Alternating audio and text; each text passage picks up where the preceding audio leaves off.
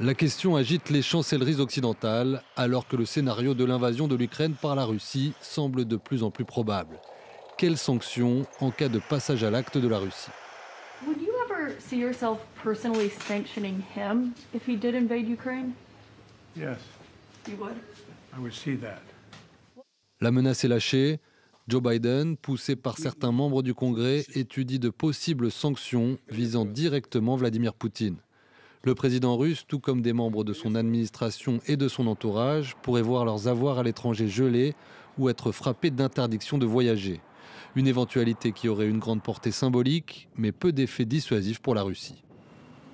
Autre option mise sur la table à Washington, l'interdiction d'exportation vers la Russie de produits américains, en particulier des circuits intégrés fabriqués pour la plupart par des firmes américaines. De quoi handicaper grandement les velléités d'industrialisation du Kremlin, notamment dans les secteurs de la haute technologie, de l'aérospatiale ou de la défense.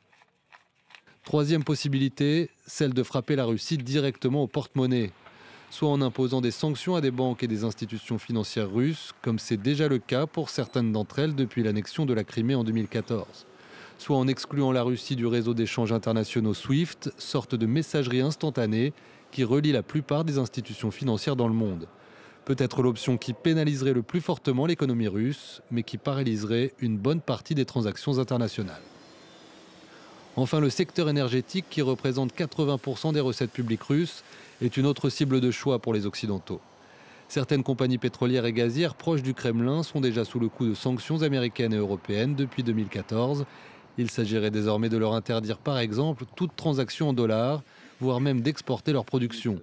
Un chantier est particulièrement ciblé par Washington. Gas is not flowing through Nord Stream 2 yet, which means that the pipeline is leverage for Germany, the United States and our allies. Mais la partie européenne, dont 40% des importations de gaz proviennent de Russie, est beaucoup plus réservée sur ce scénario. Nord Stream 2, toujours pas en fonction, divise surtout au sein du gouvernement allemand.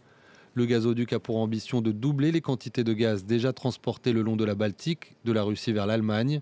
Tout ralentissement des arrivées d'hydrocarbures en Europe provoquerait immanquablement une crise énergétique importante.